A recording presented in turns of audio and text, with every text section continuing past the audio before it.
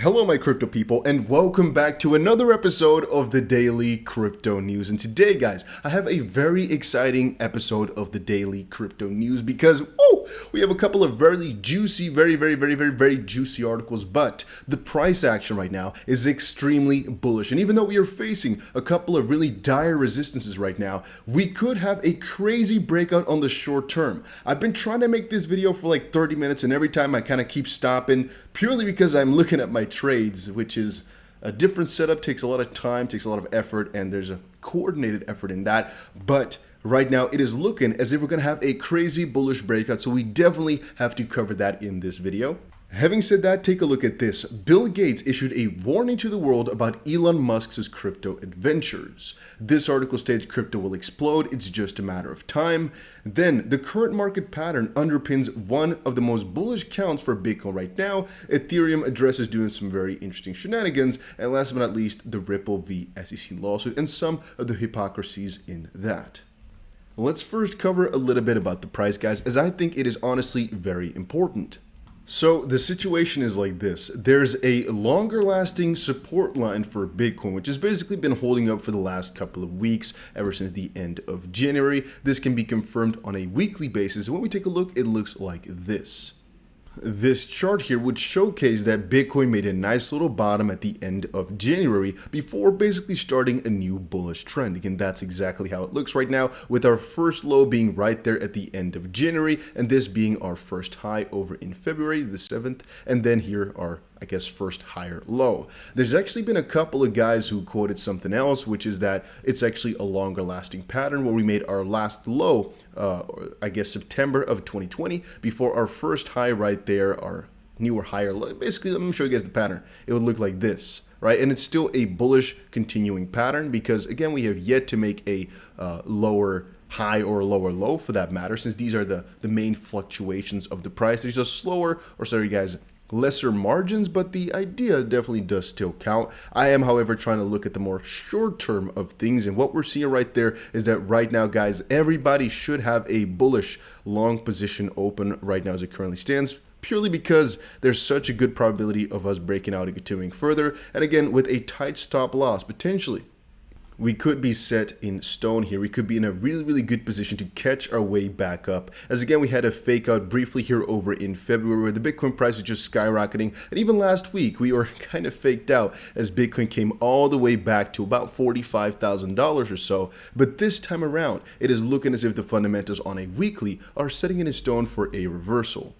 As you guys can see on the daily here, one of the main hurdles comes at about $39.5 thousand officially. I'd state and say that it is like 40, but as we can clearly see from the price action, there's a little bit more of a hurdle just below that, just at about 39.5 or so. Then again, just expect some resistances at this entire little section right here to basically be formed over the next couple of hours as we go through. And then again, as long as we stay above this little dynamic support line at about $38,000 or so, I'm still expecting Bitcoin to first hit this top level for a potential quadruple top, but that's mostly because we've seen four tops at that point already. And since we basically kept seeing the same top once, twice, a third time, and a fourth time, well, every single time making higher lows, it is definitely looking as if we're going to be potentially just breaking out of this level within the short term here, guys. That's basically what I'm expecting here for Bitcoin.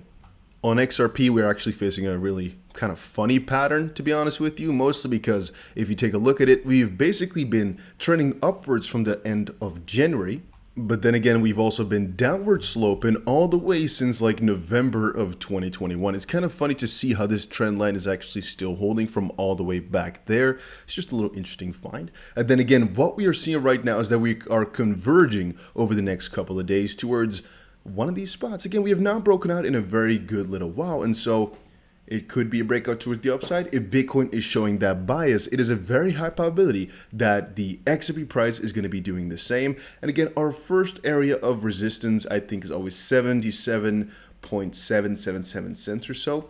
But looking at it a little bit broader, I honestly think we're just going to kind of push through all the way towards like 90 cents or so in the short term.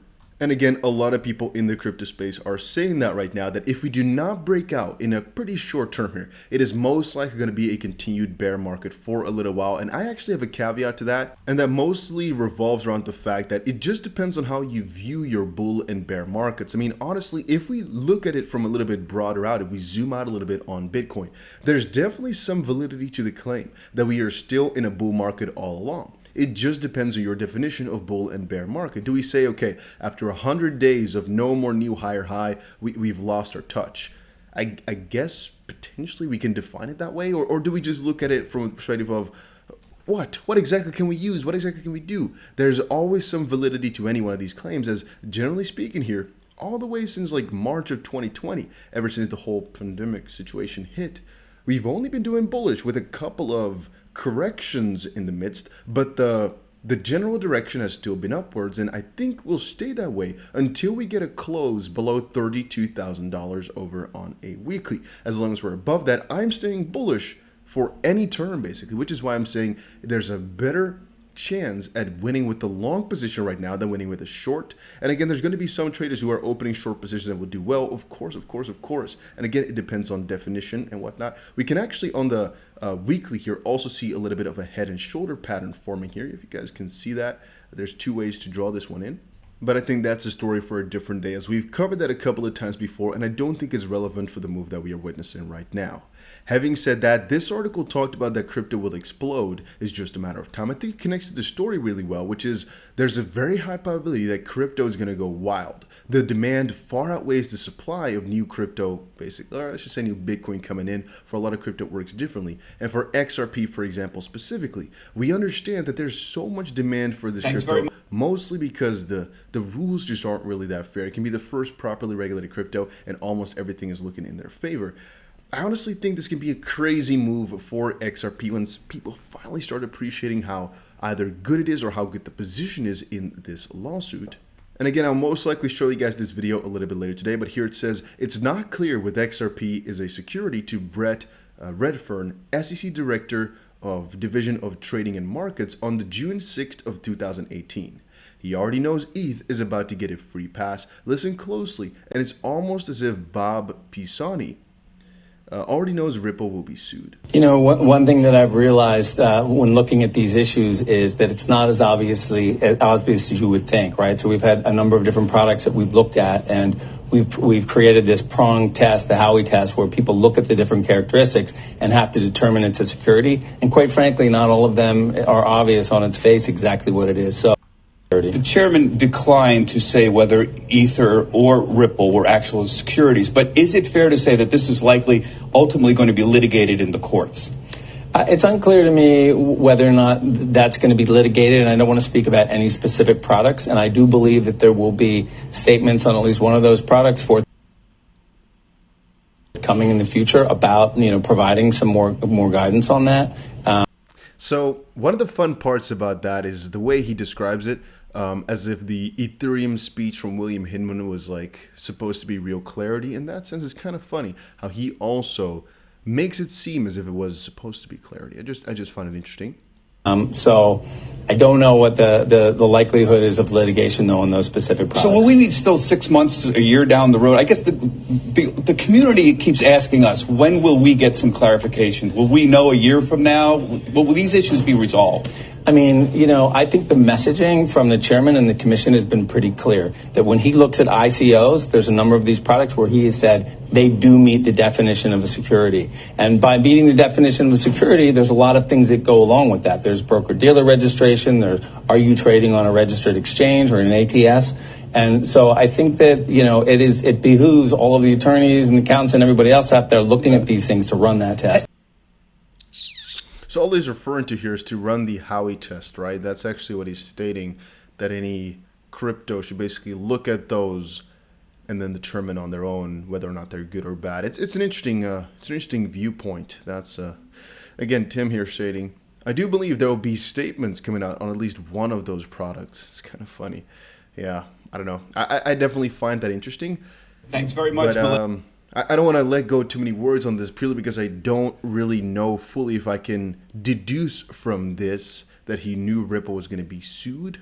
But I can definitely fetch from that the whole ETH guidance and the whole it being an opinion but kind of not is actually a lot more sophisticated than might meet the eye straight away like this.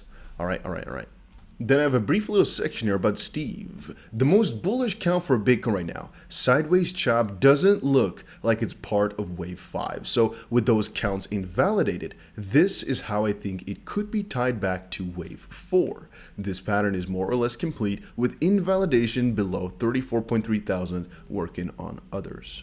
At the end of the day, the majority of articles I read about this, they basically show both sides. And that's, again, the most difficult part with crypto. That is, if you talk about both sides and you're not really on one, how far can you really get, right? I've been watching Bitcoin for a couple of hours now. I think right now, looking at like 38 point something thousand. It's looking bullish. It is. And I won't say, oh, but there's a very high likelihood of downside. No, the most likely side is upside. There's a very small chance of down. But I'm thinking we're going to go up over the next couple of hours. When we return back down, that's to be determined. Where exactly will we take profit? For my own trades, I usually take very tight profits, meaning maybe even 1% in because I use leverage. That could be a 15% trade, basically 1% up with 15 times leverage. That's really good. But for a lot of people, they might do things wrong because they would like to double their money, triple their money, quadruple their money every single one trade. That makes things a lot more difficult. And in this scenario as well, if you cover both the bullish and bearish scenario, then what exactly do you do? What am I going to trade? What am I going to go for? That's why I always like to go for one thing. And again, sometimes we are very, very wrong. And I'll definitely be wrong every now and then. Why? Because we are taking trades in some cases with a smaller probability of winning with a greater upside so that the expected return over a longer period of time is still good enough to, basically go on with our strategy. And then last but not least, and this is actually something very important for you guys to keep in your head, the majority of crypto out there that are highly valued, the majority of them will be deflationary. From some perspective, I keep trying to remind you, and I put it on Twitter today, only 3 to 4% of the world owns crypto right now. Eventually, this will be more than 50%. I think you guys can all agree with that. If you can't imagine the demand of crypto and the demand of companies that will be hoarding this for their own personal sakes of just having, the price will most likely just keep pumping as time goes on, purely because of this hoarding idea. You can see the same thing with gold, With gold, it's theoretically speaking deflationary, but we don't really fully know. It cannot be grasped exactly how much is out there. It's not really a fully fixed supply, as there might eventually be gold in different areas as well. Maybe people can actually fetch gold from different places. You guys understand my drift. With Bitcoin in this sense, it is fixed. We know the exact amount. There will only be a certain set of these coins forever and ever and ever. And if there are enough players who literally will never let go of their coins, plus as time goes on, the exponential effect of losing money will also kick in, because again, whenever somebody sends something wrong, which will happen time and time again, the money will be lost. If a couple of billionaires, for example, let's say an Elon Musk, puts his entire net worth into crypto, into Bitcoin, for example, takes up, let's say 10% of all the assets at that point, and he accidentally messes up his transaction, 10% of all the Bitcoin in the world then will be lost forever. You got to realize this over longer periods of time as to why this crypto stuff will, in my opinion, just keep increasing in due time. You might say, oh, it's the greater fool's theory. I don't think so, because it's about the underlying use which makes this possible and feasible. But again, that's just my thoughts for today. Hopefully you guys all enjoyed this video. I'm noticing it's getting dark. You can see the reflection is starting to change a little bit. It's actually very light outside still. I'm in front of the Ferris wheel in Dubai. If you guys don't know about that, I can literally look at it right here. It's pretty beautiful. Having said that, hopefully you enjoyed this video. If you did, make sure you press the like button and subscribe, and I'll see you guys again in another crypto video later today.